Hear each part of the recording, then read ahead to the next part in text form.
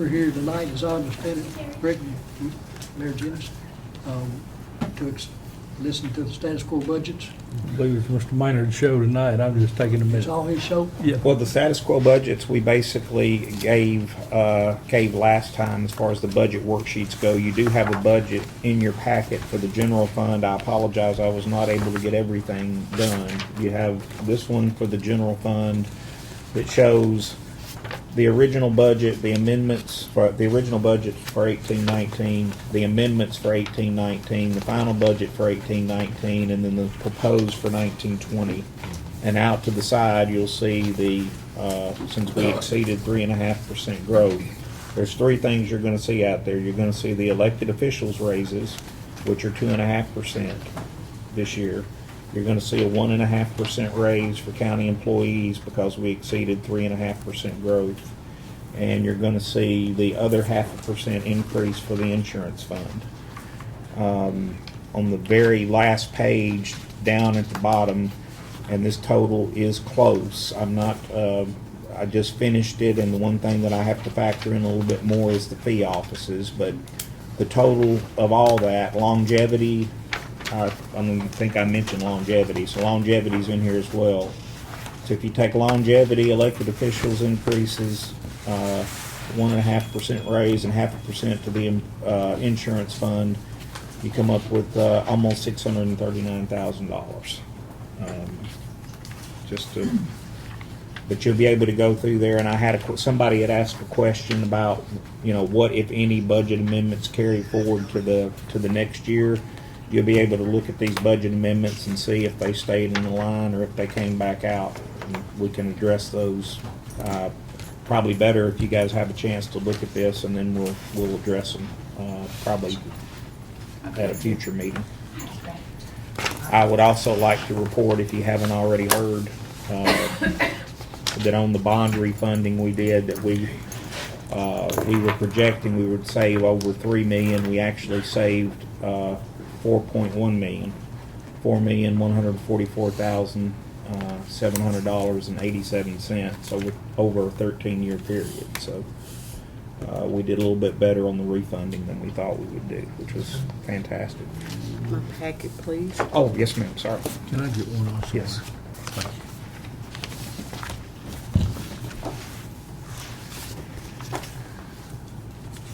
Growth. You have a preliminary growth calculation in there as well. I'll probably take one more shot at it since we're at the end of June now. I don't think it'll change very much. It's at 4.17%.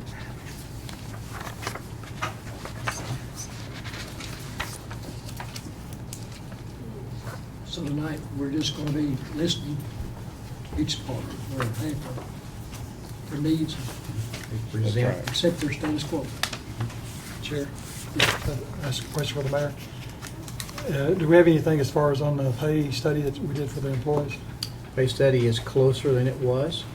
They're just refining the sheets to where when they come back, we went ahead and added in the 1.5%. That way that calculation's already there. And then we'll bring back to you if you want it. We'll say, okay, is there anybody not at 85% of market? And we'll have a bottom number on that. If you want to get everybody to 85% of market that's not there, you'll have that number. We also ask them to do one at 90% of market and one at 95% of market. So when we bring that back, that's what you'll be given. Right now, we're just trying to make sure all our numbers are correct. Our next step is to meet with Aaron and go through it in detail. Then once it clears his place, and you'll look at the department heads, and they'll look at each one of their places to make sure that they're all right with everything that's been looked at. There's several different cities and counties that were put in this one. Once it gets through with that, then it'll come back to this committee here for you to consider with your needs. How much does each percentage count towards the budget? Rephrase the question, please. 1.5%, how much does it cost? 1.5% cost $630,000. $38,000. With longevity, right? For 1.5? Yeah. You said with longevity? Well, Got everything in The deal, what's not there, because they're not broken down in the budget, is the fee offices. So it's probably better to give the 630 to 650 number, because the fee offices, although we That's about don't. 1.5. Yeah. The 1.5 plus the, I think the 1.5 plus Insurance, the half 1.5 percent. was 506. Yes, but our 1.5 puts the additional money in the insurance fund. But if you were just looking at whatever. That's all I was looking at, 1.5. Yeah, if you're just looking at the 1.5, yes, 506, but I would add, like I say, another 20 or 30,000 to that for the fee offices. That'll be less money that they turn in excess fees.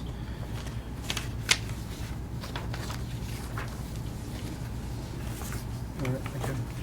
I think everybody got a list of who we're hearing tonight. Does anybody that's on the agenda to be heard tonight in a big hurry? If not, I'm gonna go by the order that it was given to me. Starts off with county attorneys.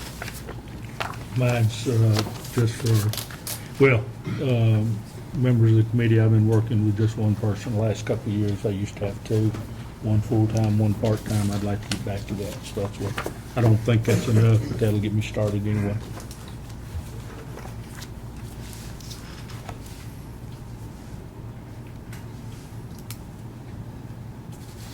Planning. Yeah, full chair, okay.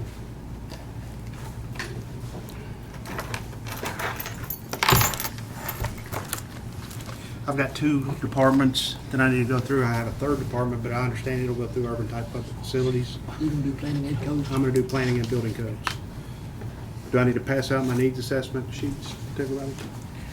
This is what we have, Tom. You tell me if that is sufficient for them, or if you need to. Yeah, it looks like you've got a pretty good summary. Okay. If anybody wants any more, I've got copies, but I mean, it's basically the same thing he's got in paraphrase there. For planning division, of course, I hope you accept my status quo budget, but for needs assessments, we have dues and memberships. I'm asking to add $500 to that because we have additional employees in that department that have professional accreditations that need to be maintained in order to be certified to do their jobs. Under planning other charges general, this one's a little bit odd, and I may need Aaron's help to explaining what's going on here.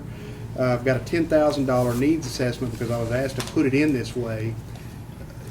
This money is actually in some sort of a more or less an escrow sinking fund that we have to get your approval to transfer that $10,000 that we have in that escrow fund into my account to pay for some additional projects that we're doing under GIS.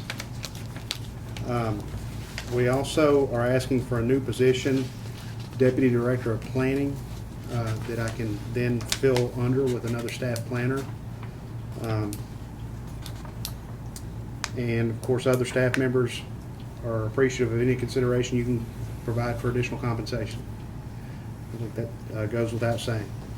Under building, if anybody has any questions about planning, I'll be glad to take those, or if you want me to go on and do building codes. Okay. Just one, Tom, on that GIS reserve to update the aerial flyover. That I've got that listed under recurring. That probably ought to be just a one-time. Should it not? I mean, Yeah. Yeah, it should just I be a mean, one-time. That's correct. I'm sorry. Yeah, we'll get that. But in terms of discussing it with Sharon and the finance department, they suggested that I needed to list it through as a needs assessment. Oh yes, definitely. I just had a question of whether it was a one-time or I it just was want- recurring. Yeah, I just wanted y'all to be aware that money is already in the county coffers. They won't come out of the general fund. Not really, unless it's some sort of sub-account of the general fund. I don't know, Aaron. No, it's sitting in a reserve account Okay. in the fund balance section, but it's not in the number that I give you guys for fund balance because it can only be used for GIS stuff. And briefly, that includes a collection of money that we collect from the other agencies that participate in GIS with us, including the cities and some of the utility districts and E911. Under building inspection and codes, I have an office equipment line item increase that I'm asking for of $4,000. This will bring the line item total to $8,000, but it's put in there. I'm requesting it. I've been doing a little bit of research both with the finance department and then with the people that they recommended, which was Pinnacle Bank, about establishing a credit card machine mechanism and using PayPoint software to be able to break it down for reporting purposes more easily, both for finance and for the trustee's office. It's my understanding that no one really has an issue with us doing that in terms of accepting credit cards and debit cards for the convenience of the public. However, the reporting side of it, we're going to have to undertake if we do that, and this PayPoint software will allow us to do that better. I think if we added $4,000 there, we should be able to cover the cost of that implementation.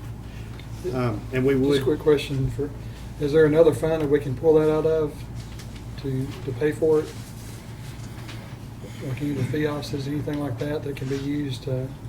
I can't really get money out of a fee office to do it. I mean, you could consider perhaps doing something like that out of capital projects. It's pretty small.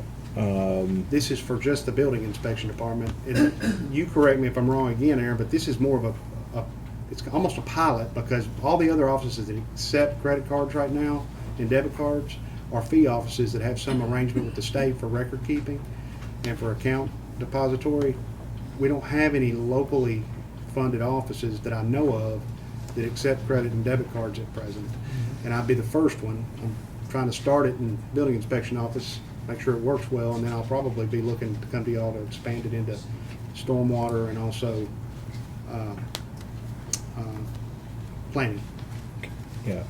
To answer your question, Commissioner Glover, the only other place that I could think of where we could conceivably, pull the money from would be like, capital projects fund, something like that. For this particular expense, would it be a one-time? No, I do not think so. I think this would be recurring somewhat because there's ongoing service fees associated with both the software and the processing of the accounts. But it shouldn't be this much of it, probably. It may fall should down a reduce little bit down. because I'm assuming that finance is going to work with me and we're going to want to put in some sort of convenience fee similar to what the state does in the offices that they collect off debit credit cards. I was gonna ask that question because City 11, I think, charged like $2.95 service fee or something like that. Would that be something that we could do as well? We can. It has to be proportionate to I don't know, the Pinnacle Bank folks got me a little bit in the weeds on that, talking about the convenience. We just Yeah. don't want to lose 3% or something over every transaction, Right. because we don't want to be in the hole twice. Yes, absolutely. Yeah. What do we have in capital projects right now?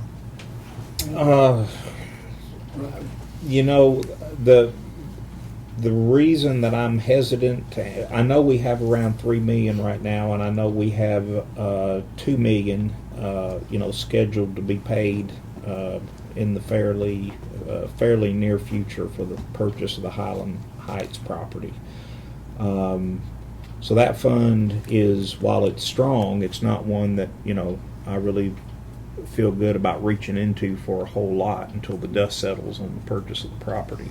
That's my opinion. I mean, that's you guys are able to do what you choose. But yes, it has some cash in it. It also has some obligations, and we'll see how the money comes in terms of building permits and added facilities tax, et cetera, that goes into that fund.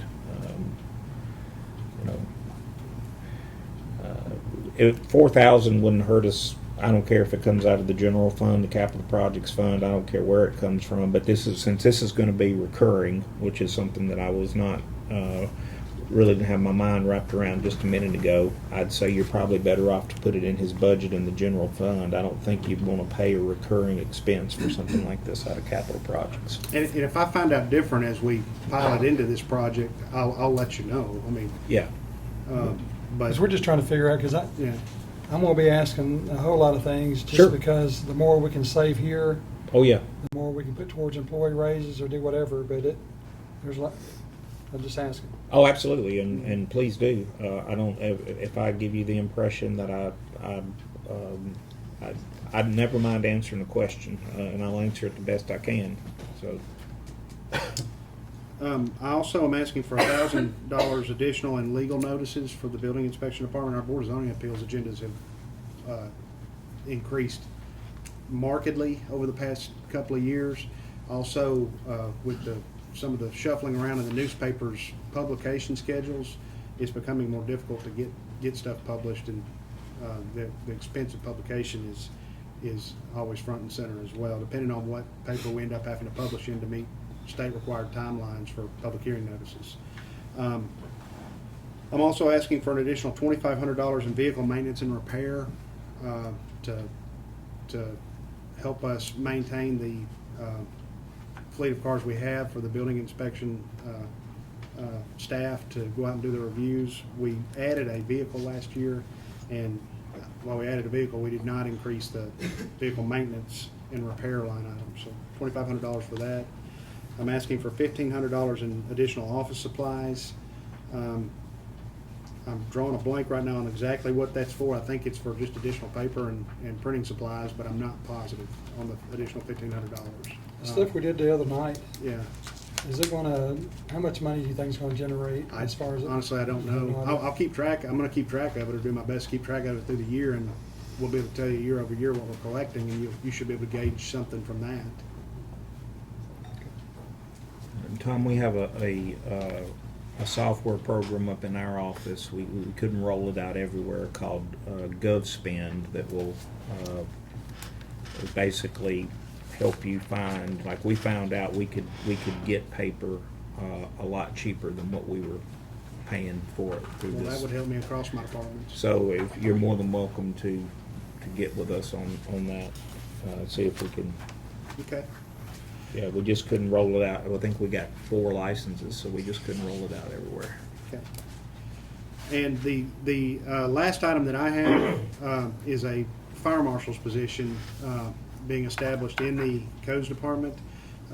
My initial current thinking on this is to promote from within the department, to add the responsibilities of the fire marshal to a currently certified fire marshal that I have employed with us at present, that is undertaking building inspection, the building inspection role. Certainly, I would long-term prefer to fill in under him with another building inspector as well, similar to what I was doing in planning. Looking forward, you're probably also looking at some modifications. I don't know if it'll take in another additional staff member, but some other modifications with regard to commercial codes being adopted and implemented in the county. I think I've discussed that with a few of you, that as we grow and we start getting more commercial development out in the county, that's becoming an exposure that we've got. We want to make sure that the buildings are codes compliant as they're built, both with regard to fire safety and with regard to building codes. And the last item I have is, again, all of the codes and building inspection staff would appreciate anything you can do in the way of compensation. So you're saying you already have somebody that's a fire marshal, quote, and Yes, although they're not being paid to fulfill that role, nor are we currently enforcing fire codes. Who's doing that now? In commercial, I'm sorry. Who's doing that now, WEMA? The only place that commercial fire codes and building codes are being undertaken is by the state of Tennessee, where it's something like a school or an assembly that meets a certain either capacity or square footage criterion, or a public building such as a WEMA building.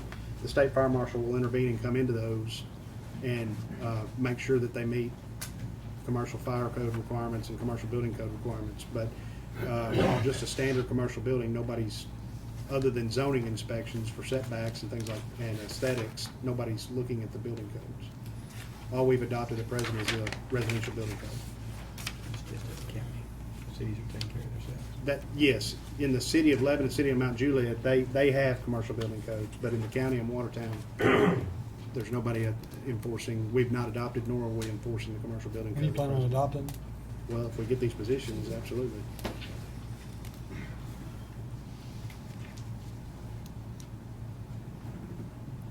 Your motion. We won't know, we Motion didn't to accept? Motion to accept your status quo budget. You don't have anything else, right? No, I didn't know if we were talking about the 5-year capital outlay stuff tonight or not. I've got copies, but if any of you need it, I've given it to Planning and Zoning Committee. I'll be glad to give them to you at any point that you wish. That kind of gives you an idea of what I project out over the Motion next to 5 accept the years. needs as presented? Motion to accept the needs as presented. Second. And a second. Any discussion? All in favor? Aye. Thank you. Do we need to do that for the county attorney? Mm-hmm. Did we not do it for the county? We need to do that for the county attorney as well. We didn't do that. Motion to approve. Second motion. Second. Any discussion? All in favor? Aye. Assessor.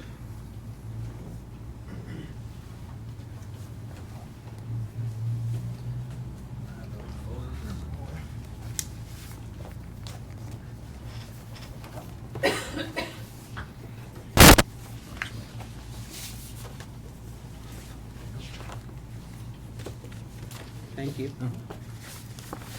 I don't have my dollar amounts in front of me. I know I submitted them earlier when you asked me to, but. Okay. Just don't run off without it. I'll move back. I'll just read, but this is basically what it is. I have 2 needs and 1 want. Pretty simple, right? My first, it's in the priority of how I need it too. The first one is audit needs.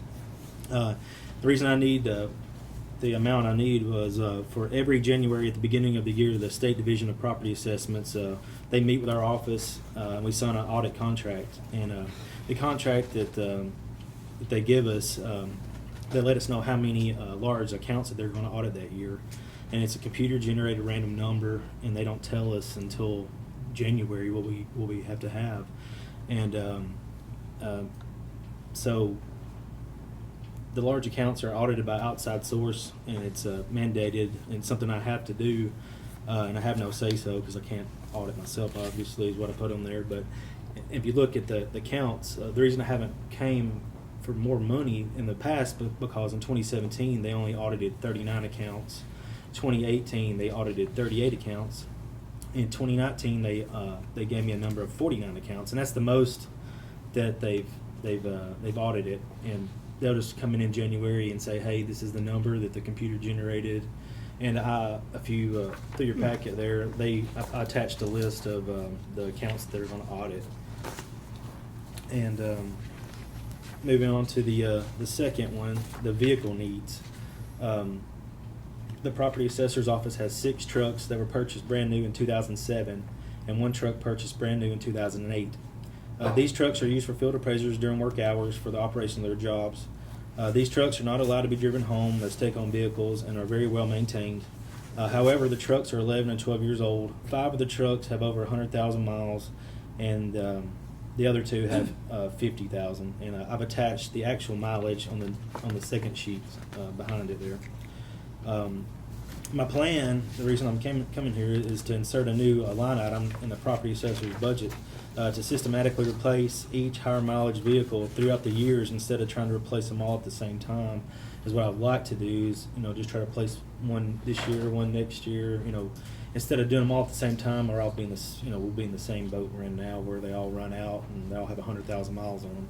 And if you look at the next page with the mileage there, I think the way with the 7 field appraisers I have and the way we currently use them, I think that we can make it work. I know we can make it work just by rotating the higher mileage vehicles out and just keeping the other ones maintained, because they're all in pretty good order, working order.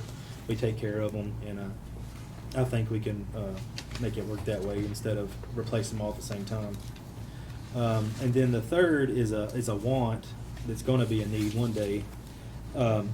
But the property assessor's office currently has 16 full-time and one full-time employee is what I'm asking for. The property assessor's office currently has 16 full-time and 1 part-time employees.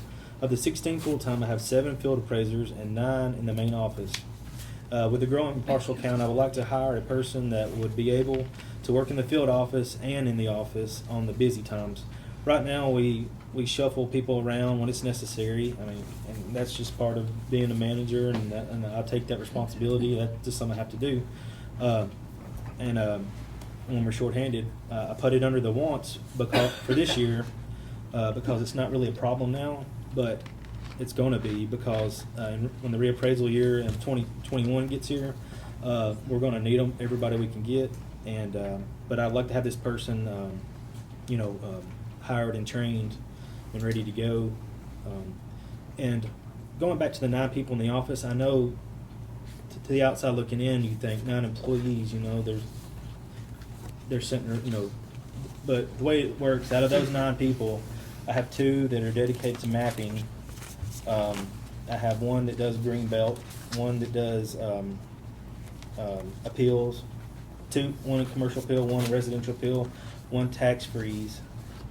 And so that just leaves 3 that are on the counter and during lunch periods and stuff like that. So it's really, I mean, I have 9 employees, but everybody's doing something and they all don't do the same thing. And so it's not really 9 employees. But don't get me wrong, if somebody comes in, they all jump up and help each other. But, and right now, it's just a want, like I said, but it's going to be a need in the near future. So that's why I'm putting it on there. You said you had 9 full-time and 1 part-time? No, sir. I have 16 full-time and 1 part-time. What's the part-time? He does the keying. So when the field appraisers actually go out and draw the houses, they'll bring them into him, and he'll digitally with a computer put them draw the houses for me. And he works Monday through Thursday. So there's not a possibility of making the part-time a full-time? No, sir. Not him. He's already retired, and he can only work so many hours. It's one of those deals. I would make him a full-time if I could, because he's very good.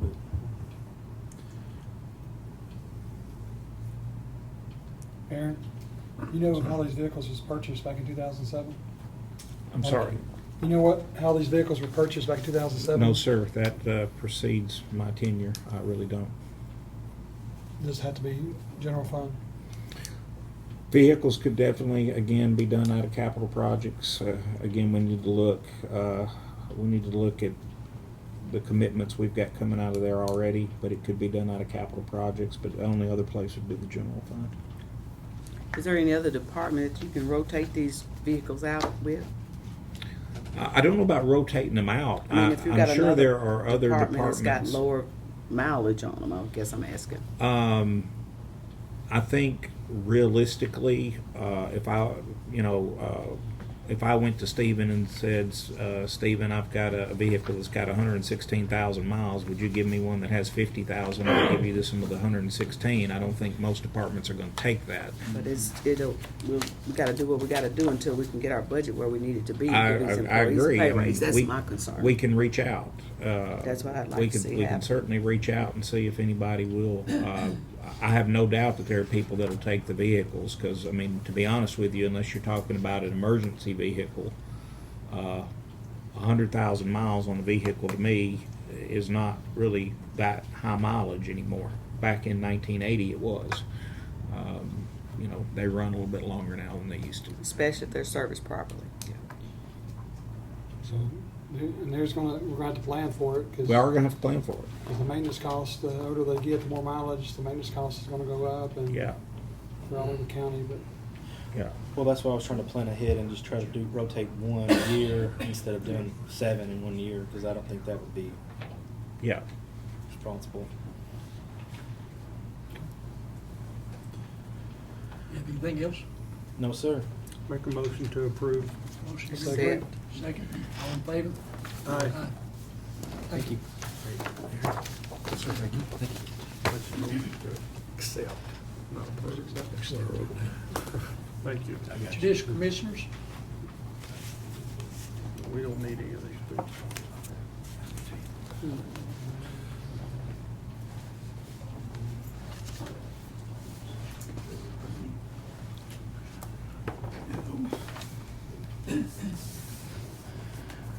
Well, I had just the status quo budget that I wanted to do, and then I only had one need I'd like to discuss.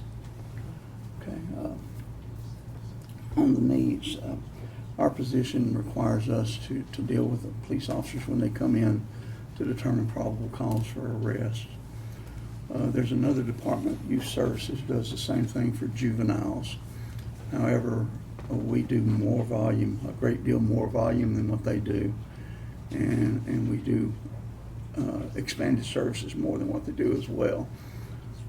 What I'm getting at is that the job descriptions are very similar. However, they're making $4 an hour more than my people. We're there 24/7. They're there 5 days a week. And I was looking at the possibility of a salary adjustment to get us to where they're at, to where everybody's kind of on the same page. I think that probably being looked at in the mayor, under, Yeah, we'll definitely have a look at it during the pay plan study, yeah. Do that. And that's actually the only need I had.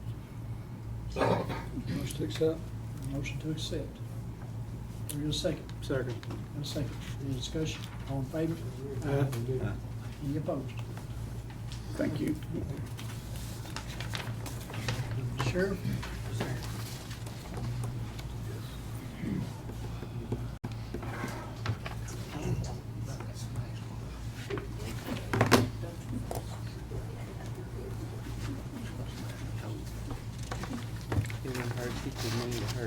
Aaron, you got all my numbers pretty much. Yeah, I think we've got everything, Sheriff, if you, 6 patrol officers on that page, and then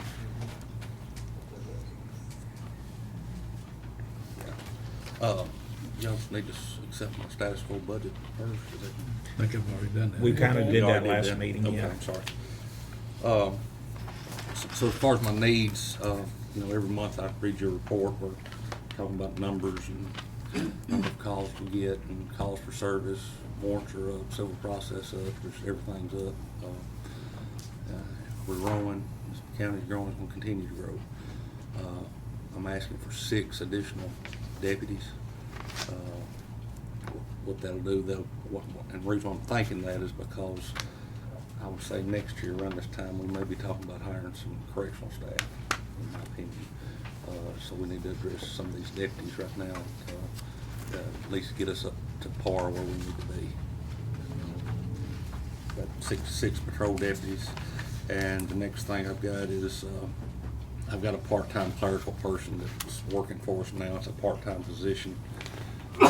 It's to move her up to full-time, mainly for the purpose of handling all the paperwork and warrants and civil process and different things that come through that office to keep it up to date. So that'd be just an adjustment of a salary, no benefits.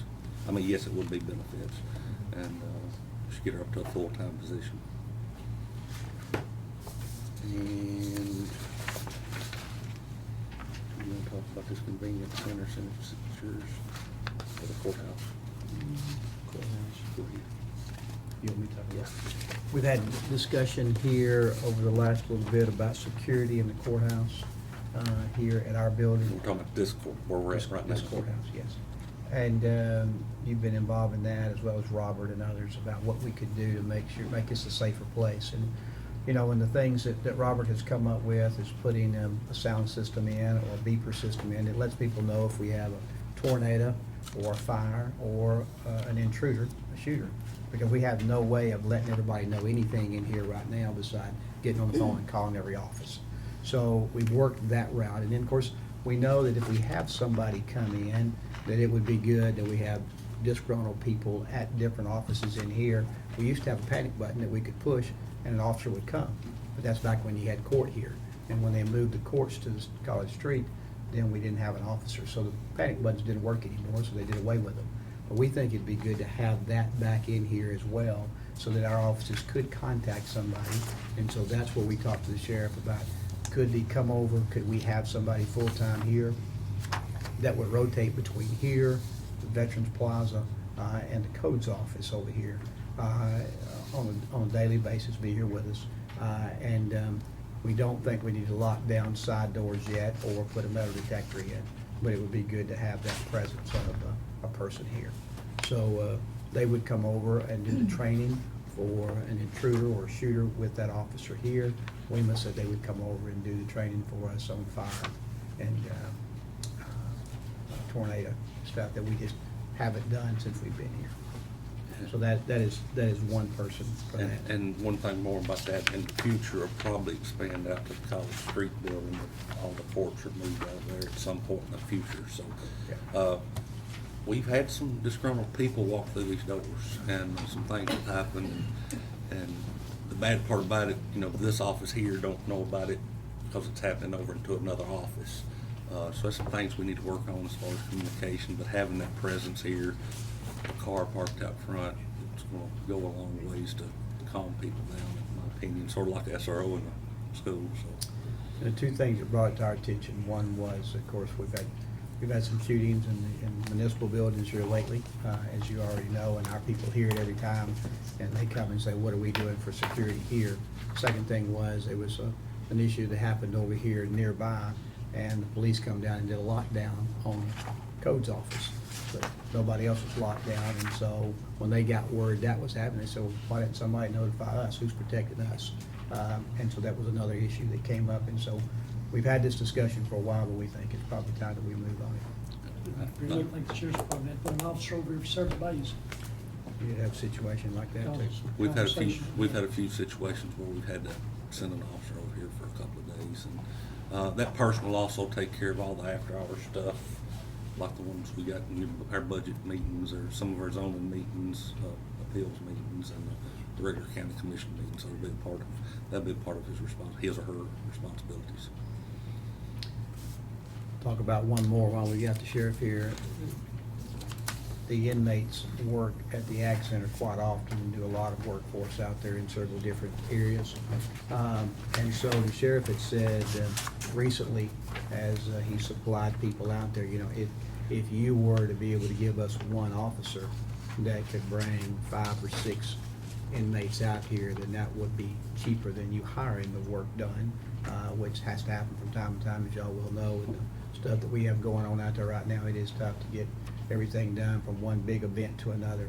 And so that is something else maybe for consideration, and Quentin will probably address that when he comes to do his. But while the sheriff's here, if you have any questions for him on that, I thought he would be good to explain it. What to see is we're spending, the people that are really supposed to be picking up the roads are spending a lot of time out there at the fairgrounds, a whole lot of time. And especially with everything that's going on out there nowadays. I was out there all day today. But I approached Quentin about this a couple months after he took over and presented, hey, you know, you hire one person, and that person has to work for me. That's the rules. Anybody that handles inmates has to work for me, and because they're the ones supervising. And there's going to be times when I can't send them out there because of weather or different things like that. But me and Quentin's had them talks. But what this will do, this will free up my regular work buses where they can be out doing what they're supposed to be doing, and it'll also allow Quentin, instead of hiring 5 more employees for him, you just hire one. So you weigh that through. It's a win-win in my opinion. And another thing it'll help us get more inmates out working. So that'll help a little bit on, they're working with their time and stuff. And this one, although he would be on the sheriff's payroll, that money would be coming over from the Ag Center. That's The Ag correct. Center would be paying for it. And like I said, I'm not presenting that. Quentin's gonna do that tomorrow, but I just wanted to let y'all know it was coming, and I have agreed to it. Do you have a question, Sheriff? On your 6 people, is that something you could do 3 at the beginning of your budget and say in January hire the other 3, or is that something you need all at once? Or I'm just saying that because that would save $100,000 out of the. But in the end of the year, you're gonna be hiring 6 people, is what I'm trying to say. But I'm gonna say this real quick. When y'all pass a budget, whatever it may be, I will not be hiring them people like that. There probably gonna be some existing personnel that I've got in the jail. It's gonna be sometime before I can get them in the academy. Some of the ones y'all okayed last year at this time, we're just now getting trained and ready to go. You know how it is. All during that training process and training cycle, they've got to spend so many weeks in the academy. They're at their regular pay rate while they're in the academy and in this training process. So you can look at my payroll that I'm turning back in this year, Aaron. Yes, sir. And it's substantial. And we do our best to try to save money. We do our best to try to turn money back in, and I think you're going to see that. I don't know if Aaron's got them figures or not. But I don't have it all, but I believe it was right around on payroll. Your payroll, I want to say, was right around $500,000. Hopefully I'm close. it's around five, I do have the figures. 511,000. Yeah. 511,000 payroll. So your question is, yes, they'll be paid further down in the year, but you're still gonna hire 6 people. I just, like I said, as we go through all this, the more we can save on this end, the more we can hopefully do some of the positions and do take care of the employees. Well, we're looking at just close to what we turned back in this year. Lance, I don't see it in here, but 511,000 salaries, 120,000 medical, $43,000 in food, and then approximately another $58,000 in general line items that, so I think it's gonna be about $680,000 total we'll turn back in out of a $24 million budget. And we really appreciate that too, as we get to the budget process. Just because the more that, it's not like you're sitting there trying to just spend the money just because you have it, you're being good stewards of And the and I tax know dollar. during the year, we've had to come and swap money here to there. We had some medical bills that caught up to us a little bit, but at the end of the day, at the end of the budget year, we're turning some money back.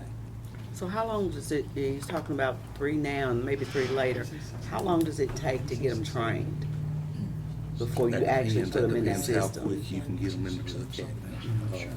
Right now, we're looking, if we get these, we can probably put them in September, sometime end of September, if we get the positions. So you're looking at, it's gonna be January before they come back out of the academy, and then you wanna look at another 2.5 months.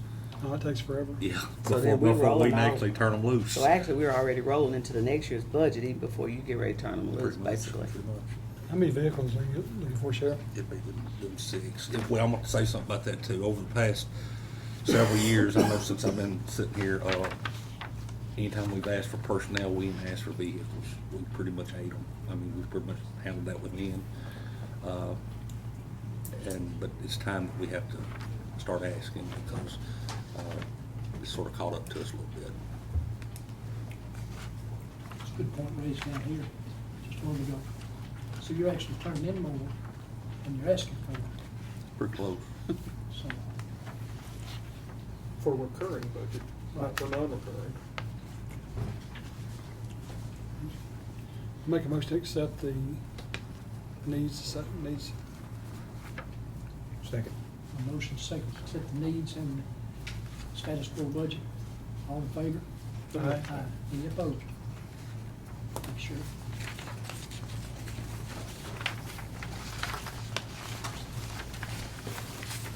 That's all we've got scheduled for tonight. That's great. That's all scheduled for tonight. So I guess we're gonna meet at 5 o'clock tomorrow.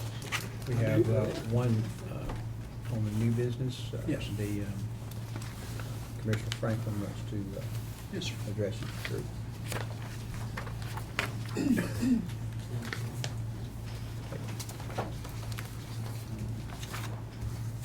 This isn't an awful lot of money that planning and zoning is asking for. Raising the adequate facilities tax came up at the last planning and zoning meeting, and out of that, unanimously, everyone was there voted to do a quick study of the market area. We have a guy in Franklin that's an expert at this sort of thing, and so we were asking for $5,000 to do a quick study to recommend what level we could go to without hurting our local economy. Hoping to get this back in time to actually vote on it in August. So it'd give him about 3 weeks or so to do his study, to come back to the planning committee. And then from there would be a recommendation, I suspect, on what level to raise the adequate facilities tax. And tonight I've heard a whole lot of things that could be paid by a little more adequate facilities money. Just about everything we heard tonight was growth related. So that's what this is. Aaron? I think Marty's right. We need to look at this as adequate facility increase. Yes. But do we need to get further down into the budget and see exactly where we're at before we do that? Commissioner Keith, again, that is the will of this committee. I certainly think that,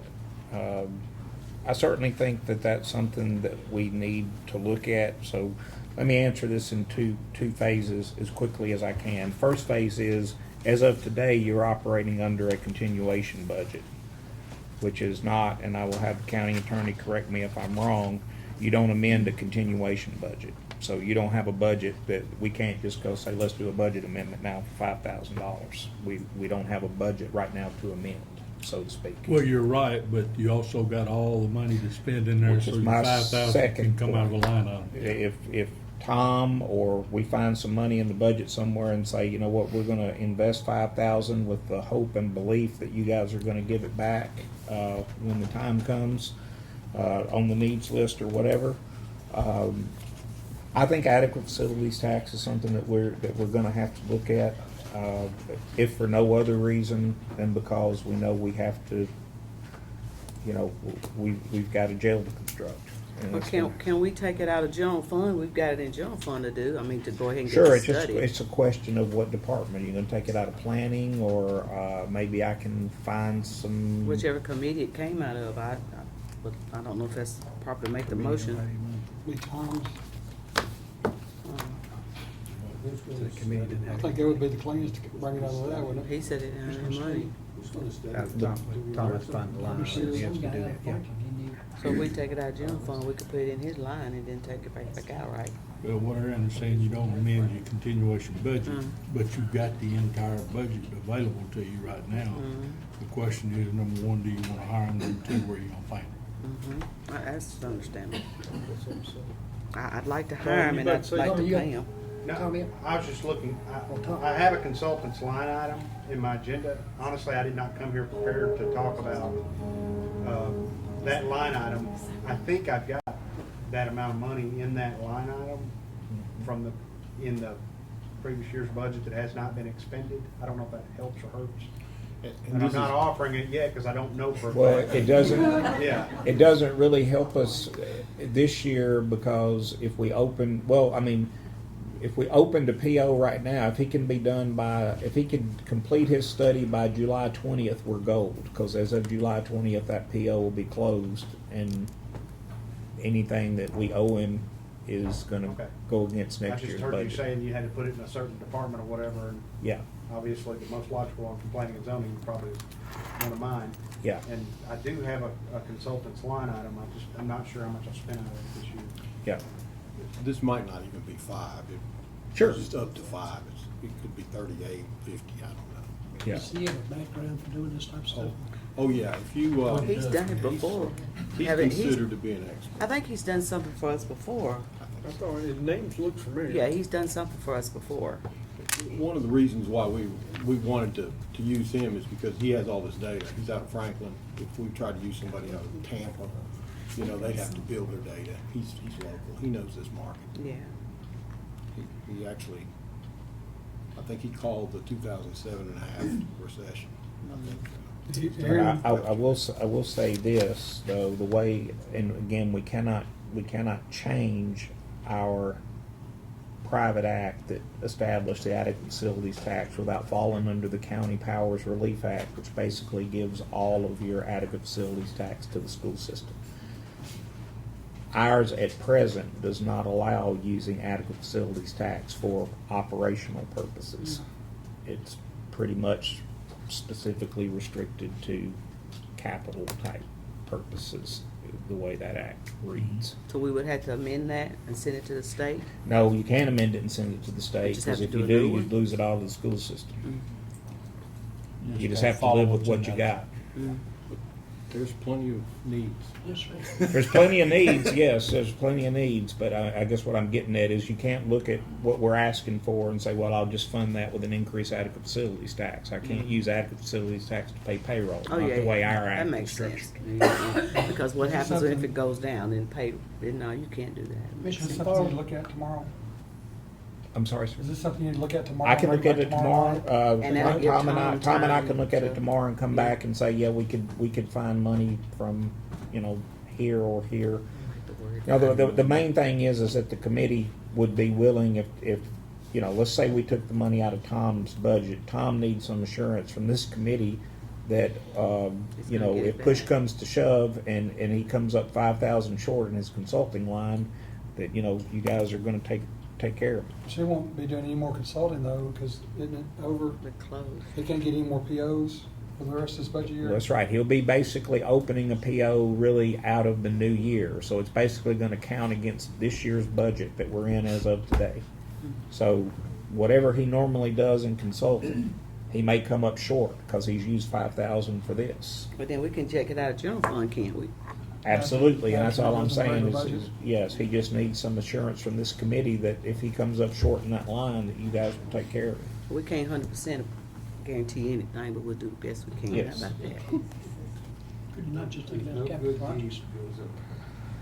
I mean, it's certainly related to growth. I'm going to have to look. There's two different sources of revenue there. There's building permits and there's adequate facilities tax. So let me look and come back tomorrow.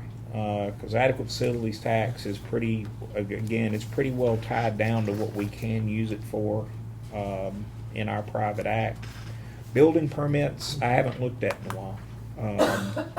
So I need to look at that. I mean, it's possible we can pull it out of there because building permit revenue is going in there. So it's possible. I just want to make one comment. As the chairman of planning zone, I had Bobby speak to it tonight, Commissioner Frank speak to it tonight. We had a study group the other night. It wasn't a decision-making meeting. It was to discuss this issue. We felt like we need to get all the cards on the table, all the information. We looked at adequate facilities tax increase that helps this or that. We sure don't want to turn around and stymie, for example, retail in our community. We want to kind of get all that knowledge out that we can. And we believe this gentleman can do it. And that's the reason we're asking that we get this study complete in very short time. So, anything the committee do, we appreciate. Did he give you an exact time or just? He said he could get it done and report back to the planning and zoning committee prior to the August meeting. So I believe he could probably make a late July date. When's that? If he gets started. What I intend to do, if this body passes, if this committee passes it, say tomorrow or even today, is I was gonna get a resolution from the attorney and try to get a few co-sponsors. He probably started on 14 or 15 co-sponsors. It won't really be until the 16th, right? Right. Which Yeah. yeah. 15th. The resolution is fine, and I understand it, but you don't really have to have that go forward. You can go forward without Just the take it out of the resolution. budget? It's just a matter of finding where to spend the money from. It's kind of that. What happens if he comes back and says we need a $2,000 impact fee and it ends up as $5,000? Where are we at? Well, like with most advisors, you certainly have the choice not to take their advice. I mean, he's a consultant. I mean, I think, and I can't speak for all the other committee members, but I think that the idea is not to hurt either of our two fast-growing cities. Or our third now, we've got three fast-growing cities, it sounds like, actually. We didn't want to hurt one part of the county over the other. We just wanted to go in with Eyes open. eyes open. Well, I was on the, while you probably was here too, the original adequate facilities. We thought it would stop growth too. They didn't do them come by truckloads because I don't it think, I wasn't. don't think it'll stop. It's not, I don't think it'll change anything. Yeah. Regardless of the rate. Yes, Right. ma'am. As a matter of fact, I talked to several different commissioners about the adequate facilities tax, because as you know, I live on the east end of the county, and now there's 4 potential subdivisions that are fixing to start right now in Watertown and in Statesville area. And so with seeing that large of an impact come, I felt like we needed to, to be prepared for it, because I know since I've been a commissioner since 2010, all we've done is build schools and fire halls and adding more employees, to EMS and to the sheriff's office, and you've got to have more teachers, you've got to have more schools. And we need to be prepared for the growth that's coming to the east end of the county that the west end has already seen. And yet not you know, take away from the sales, you know, the retail and everything else. We just need to be prepared for that avenue. So what's his charge? What are you asking for? Well, actually, what is his estimate of the threshold of pain that will slow growth a little, but not stop it or turn us into a county that people are starting to avoid? The ask is, how high could we go without hurting our local economy? Because there's got to be a point, like she said, I mean, this $3,000 is low growth thing at all, right? I mean, would $7,500 actually stop growth? Would $10,000 stop growth? I mean, I don't know. That's not my level of expertise. So that's what he's gonna be able to tell us exactly, I'm Yeah, assuming. and he's His professional he's a opinion. professional opinion, and he probably is more on the anti-ag facilities tax kind of. That's probably he's probably more conservative than we might be, even I guess, insofar as raising it. So I just let everybody know that up front. But I mean, he studies this, and he has seen counties make terrible mistakes, and it's kind of hard to repeal something that attacks. Hard to set one and then lower it later. It just almost never happens in government. So anyway, just trying to get it right. Trying to ask him what that threshold would be. So you ask him what it would take to slow growth down, is what you're asking for. Bust it down to about maybe 2.5%, 2%, 2.5%, as opposed to 4%, 4.5% that it's at right now. I think that's what we're struggling with. We've been handling 2.5%, 3% of growth 30 years pretty good. And now that it's up in the fours, it's starting to hurt. It's starting to get ahead of us. And I think what Commissioner Keith was talking about is, I don't put words in your mouth, but if they come back and the public hears this and says, hey, you know, AFT is gonna go up to, we think it needs to be 3,000, and we put the jail out for a bid, and we need 5, and the public gets confused. Wait a minute, I thought your consultant says 3, now y'all raising it 5. And I think that's a concern I've heard from commissioners saying, you know, we think AFT is what we're hearing people want to do to raise money for the jail. Shouldn't we know what that price is before we put the increase there, or before we find out what we want to increase it? Well, I mean, you could take that position, but it's our second biggest industry in this county is probably growth related. I mean, the building industry, the retail, I mean, the real estate.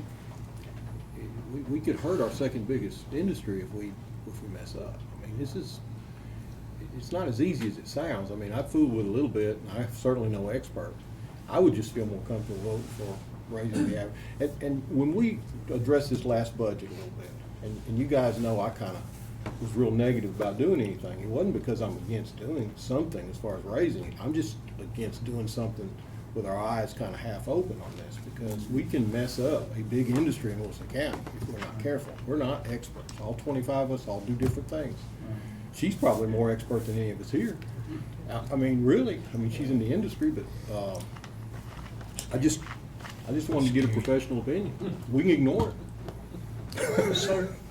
Well, in raising the adequate facilities tax, you know, with the growth, the people that we're using, the people that it will have to pay it will be the people that come here. We all know Wilson County's the place to be, and we've been here forever, and all we do is pay property taxes and everything else year after year. We either raise property taxes or we raise AFT tax to let the new people who are finding out what we've known all along, you know, that for them to pay for their schools and their EMS, because if they didn't come here, we wouldn't have to have all these extras, you know, have to build more and more and have our bigger, you know, budget meetings and all, you know, everything like that. Have more employees, more buildings, more cars, more.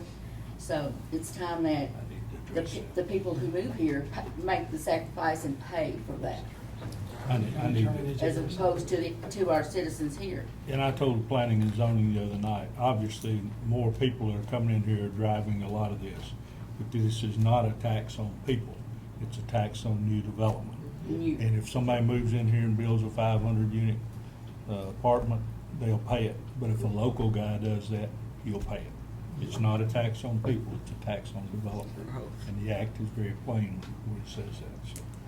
So, obviously, a lot more people are driving it, no question about that. Ms. Lloyd? I think that this would be, doing the study would be one piece of being able to make the decision for AFT when we get to the budget time. So going back to what the mayor was saying about trying to figure out how we're gonna fund potential jail, and if we're gonna use AFT, this would give us just some baseline information as to what an increase of AFT would do to our county, period. Then we can go back and take a look and figure out, okay, what do we need to do? Maybe what do we need to do over the next 10 years? Obviously, we need to work on the jail expansion. We need to add a couple weaving stations. I know that there's gonna be a school need, and again, it all comes with increasing population. So as we take a look at those things and see if we can figure out kind of, what do we need to do in the next, 5 years or the next 10 years, figure out the cost basis on that, and then use that information to be able to kind of get an idea along with the study as to what AFT should really be, as opposed to just kind of, picking a number out of the air. So this would give us a two-pronged research study effectively as to what would it do to our market economically? Secondly, what are our needs? And then take a look at those two pictures and make a decision as to where do we go from here. Which is why I think it would be worth doing the study. Mr. Chairman, I think part of this study will do that. It will project growth, and then it will project what effect different levels will have based on that growth. So I don't want us to lose sight of the fact that we're just asking for a study right now and see what that brings to the table. Once that's there, then bottom line. I'm sorry? By a professional. A very noted professional. Yeah, he's noted. And then once we got that on the table, it'll wind up being a county commissioner's decision. And he may come back and say, you're gonna need 5 this year, and then 10 years, you're gonna need 7. Well, as a realtor, I've talked to a lot of people about they don't want their property tax raised. Sure. And I can appreciate that because I don't either. So they said let growth pay for growth, and the added facilities tax is the way. As a realtor, I might get choked out tomorrow for saying this, but it might be the better way to do it And that's all. a very simple formula, let growth pay for it. That's right. We really don't know the side effects. Right. It's like you take a medicine, you got side effects. Right. Chairman, I'd like to make a motion. Let me listen to Sue, she had her hand. Just a comment, going back to what Sarah said about the new subdivisions down there. I've got like 6 new ones in my district, and I think every county commissioner can say they've got new growth in there, new development. So we've already lost money on this. And I agree with you all, to me, it's something we need to do, and let growth pay for growth, because this county is wide open. Yeah. It's just gonna keep growing, it's not going to stop. Ain't gonna stop them coming. That's my thoughts. Make a motion to go ahead and approve up to $5,000. If you, upon you finding that we have it in the budget somewhere, to go ahead and get into contract with this person. And the quicker you can get it, the better it'd be, just so we can get it in the budget as we discuss. I'll try to report back to you tomorrow night, and, like I say, there's nothing stopping this from moving forward, as county attorney pointed out. On the continuation budget, everybody basically has the same budget they had last year reset to day one, so there's money out there. It's just a matter of not everybody had an extra 5,000. Tom may not have had an extra. Probably most people didn't have an extra 5,000. I can probably do some digging and figure out how we can do it. Sheriff's Department, yes. That's mainly like, most of what you'll find on your turn back money, the vast majority of it is where certain positions aren't filled all year, like they said, $500,000 there. But I would ask to say one thing, which is that, I don't think it's a bad thing to do the study by any stretch of the imagination. I think it's a good thing to do the study. However, I don't think anybody short of, God can tell you this is the magic number. Oh, no. Okay. Definitely not. So just because they come out with a number, please don't take that as gospel, because I would much rather that you do it one time and not do it again in 2 or 3 years. Trying to keep it down where this guy says it needs to be, because he, as Commissioner Franklin alluded, he's not a fan of AFT, this particular guy. So, you know, his number may not be gospel. It'll be a number, but it may not be We're gospel. also gonna be counting on you to come back and say, this is what he said, this is kind of what we need, and we need to find a happy medium somewhere in there. We want to be fair to the places coming in. Yeah. But we also have to run this as a business that, I can only set that number based on what the mayor said, what the need is. I can only set that number based on the need, based on the need is. I have been called the devil a few times in my life. I've never been called God and don't want to be. I cannot set that number. I can only tell you what the need is. Whoever's doing it's got to factor in the cost of the jail. Yeah. Otherwise, if you set a number, but you hadn't factored in the cost of the jail, you backed yourself into another corner where you're gonna pay for it. Yeah. And that, And there ain't but one place left. and that was my whole concern Nobody about the wanna go public. there. When they hear the expertise and it says 2, and we say we need 4, that's my only concern. The study doesn't bother me at all, but at the end of the day, if you say, man, we're gonna stay with that 2, we're gonna go ahead and get it right now, then that means you're gonna raise property tax, or we'll tax one. But that's, I mean, if you're gonna build a jail, you gotta pay for it one way or the other. And that's my only concern about getting a third party involved and saying, this is where you need to go. And that's why I asked the question, I guess, and I'll shut up then. Were we trying to find a level to say, hey, you're trying to get somebody to say, this, if you'll raise it here, you can stop the people from coming here. If that's what your intent was, because I wasn't at your meeting. So I didn't know, but that was not your intent, but you want to get as close as you can to Yeah. level it off. Slow growth. Gotcha. Can I say something? Yes, Yeah, on this study, I've seen studies like this before, they're not definite studies. You don't say it's 2,000 or 3,000. There's a correlation between the growth and the amount, and I'm sure he'll give you, okay, at this amount, this growth, this amount, this growth.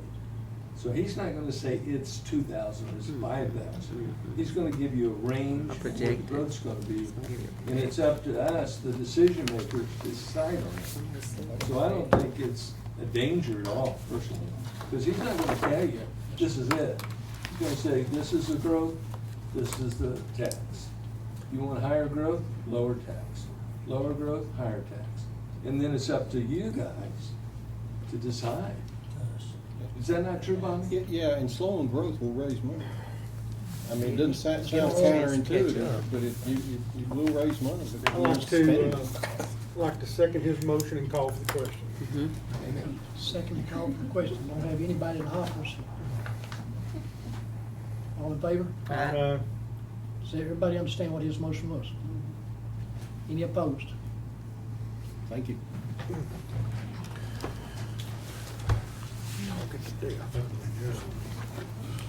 Anybody else?